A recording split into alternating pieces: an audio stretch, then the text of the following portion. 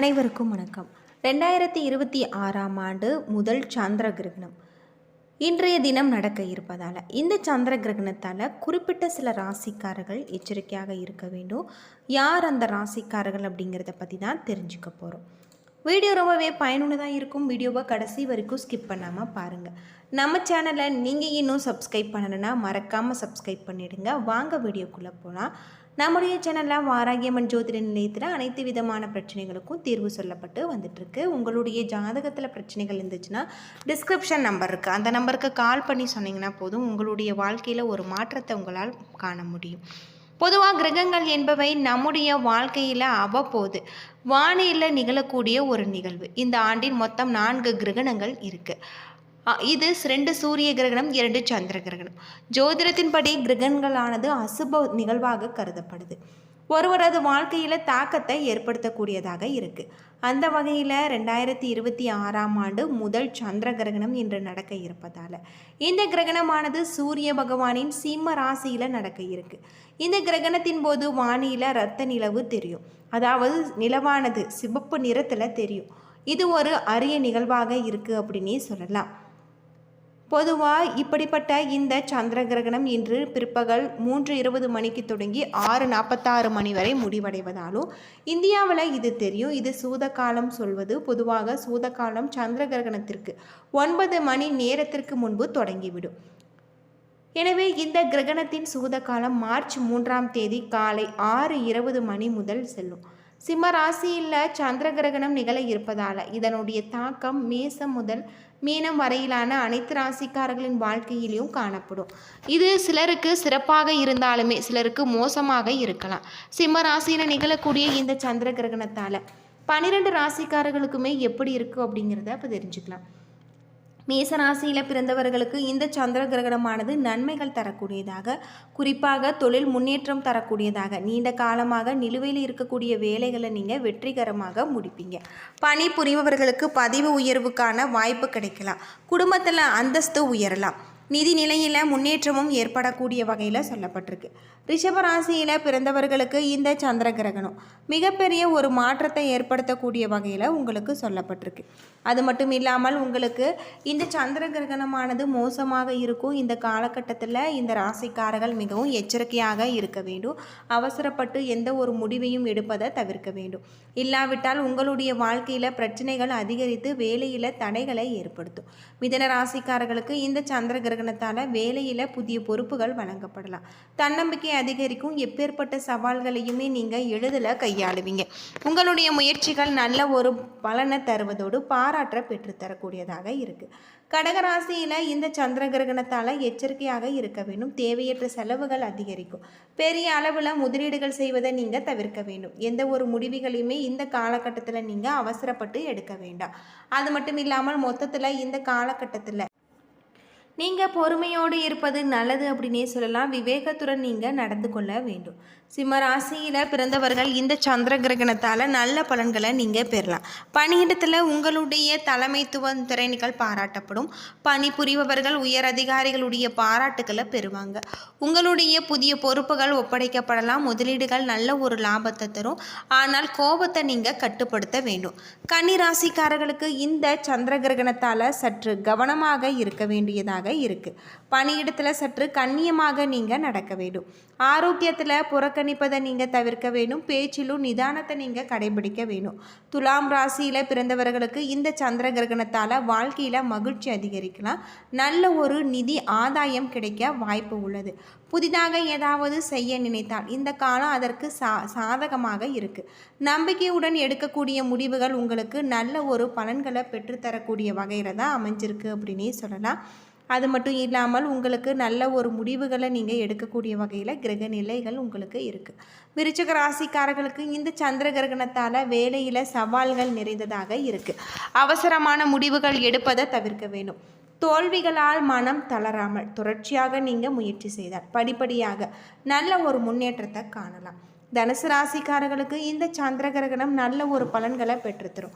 போட்டி தேர்வுகளுக்கு தயாராகும் மாணவர்கள் வெற்றி கிடைக்கக்கூடியதாக இருக்குது. நீண்ட காலமாக சிக்கிய பணம் உங்களுடைய கைக்கு வந்து சேரும். முக்கியமாக உங்களுடைய வாழ்க்கையில் ஒரு புதிய மாற்றத்தை நீங்கள் காண்பிப்பீங்க. அது மட்டும் இல்லாமல் உங்களுக்கு சிறப்பான ஒரு காலமாக அமைஞ்சிருக்கு.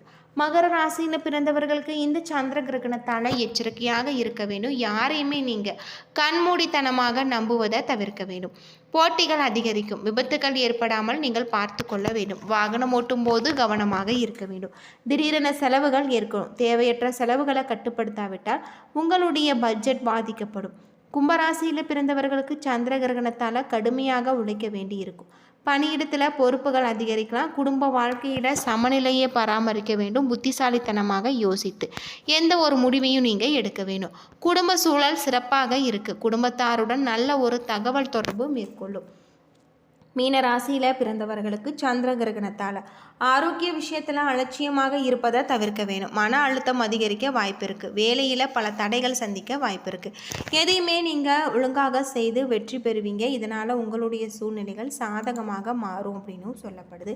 இந்த காலகட்டம் முழுவதுமே உங்களுக்கு சிறப்பானதாக இருக்குது அப்படின்னு சொல்லலாம். பொதுவாக இந்த சந்திர கிரகணத்தால் அபசொற்களை வீட்டுக்குள் பேசாமல் இருப்பது நல்லது. துஷ்டமான வார்த்தைகள் பழிக்கும் என்பதால் வீட்டுக்குள்ளும் அலுவலகத்திலும் நீங்கள் பேசாமல் இருப்பது நல்லது. மகம், பூரம், உத்திரம், பரணி, பூராடம் நட்சத்திரங்கள் இந்த கிரகண காலகட்டத்தில் பரிகாரம் செய்து கொள்வதும் நல்லது. சந்திர கிரகணத்தன்று ஸ்லோகம் சொல்லிவிட்டு ஸ்நானம் செய்வது, பரிகாரம் செய்வதும் உங்களுக்கு நல்லதாக இருக்குது. நீங்கள் இந்த சந்திர கிரகணத்தில் செய்ய வேண்டியவை அப்படின்னு பார்த்தா, சந்திர கிரகண காலகட்டத்தில் கர்ப்பிணி பெண்கள் மிகுந்த கவனமாக இருக்குவது நல்லது.